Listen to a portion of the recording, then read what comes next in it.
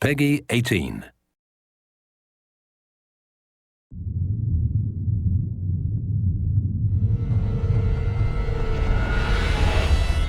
Hey everybody, Zachery Levi here in downtown San Diego at Comicon, more specifically at Nerd HQ, which is the epicenter of all things Tomb Raider.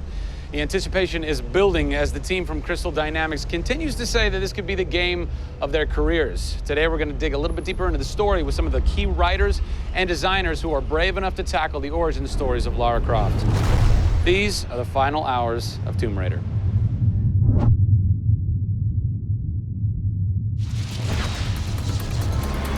We're in downtown San Diego. We're at Nerd HQ. Fans, the public, will get to play the game for the first time ever. Are you nervous? This is the most nervous time of the entire game. This is huge for us. This is the first time we're giving anybody the opportunity to put their hands on the game. It's not finished yet. It's hard to send it out into the world like that. It's a little young, it's a little fresh. When you put it in the public's hands, you're getting a very raw, unfiltered, like, hey, this is what we love and this is what we don't. You'll start to read about it now.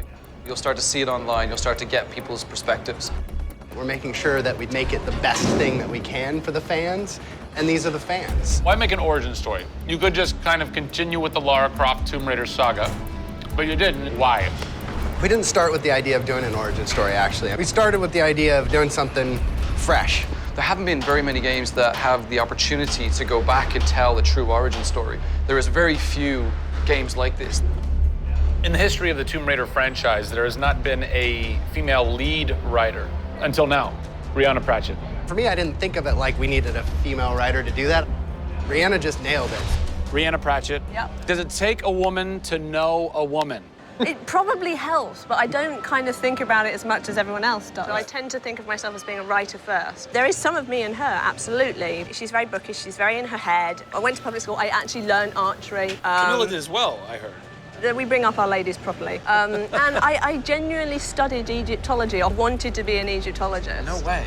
You know, I've always been a huge fan of kick-ass females. I mean, I grew up on Terminator and Aliens. Yeah. You know, fighting aliens in the future. I thought that was what girls did. It's great to be here at Comicon. This is my first time. People are really responding to this kind of new Lara. The fans have been great. They've been very supportive. I want to kind of live up to their expectations. I grew up going to fantasy and science fiction conventions. Now here I am looking at a Tomb Raider poster on the side of a building for a Tomb Raider game I have written. Can't quite process that, but it's very cool. Lara's actions affect her character and her emotional state, and so the first kill for us was a big thing.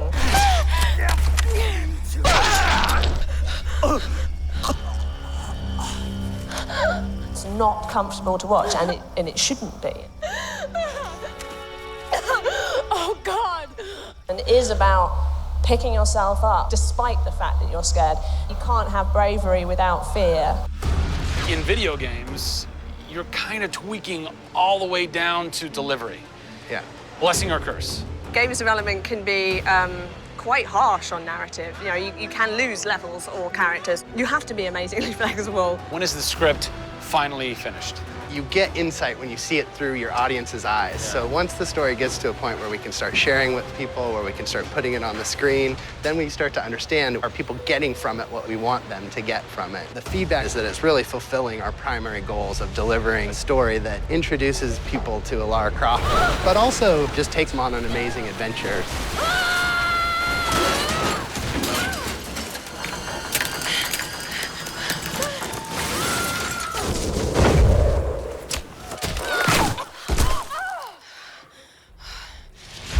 John Stafford, you're kind of the dialogue. Typist, word monkey. The words that you've been speaking for so long Yes. are So from this everything man. that I've been through that's been extremely emotionally draining and painful, I have him to blame for. So we'll have words later about it. What were the challenges stepping into the heart and mind of a character like Lara Croft, who we've known for quite some time? Yes. Players' expectation is. You want to just jump right in, guns blazing? Controller, I'm awesome. I'm awesome. We want that. That's what video games basically allow Seriously, gamers right? to feel. I am awesome. Challenge for me is to show her vulnerable. We're shipwrecked on an island inside the Dragon's Triangle. Still have a very playable game, that also show real emotional character. It's very difficult to do that in game. Please come and get me. You can do this, Laura. When you have really extreme circumstances, you have really extreme emotions. What the hell? Can't hide from me, outsider! It's all about her survival. She's basically willing to do whatever it takes. There's people trying to kill you. You know, things are really extreme. Listen, I'm gonna get you out of there. I promise. I promise. I didn't want any lines to sound gamey. There was a good collaboration of making sure that really that didn't happen. That's very difficult writing, you know? How do you write a line that isn't just like, I should go there? Yeah. You know? You know, I mean, that's... I bet there's something hidden in that crate. I want you to love this game in a way that really feels like the first time you played it, but do it in a way that people have never seen before. For me, it's crazy not to look at this as an opportunity to really start that dialogue. This is a game of our careers. This truly is the first time to sort of say, okay, this is it.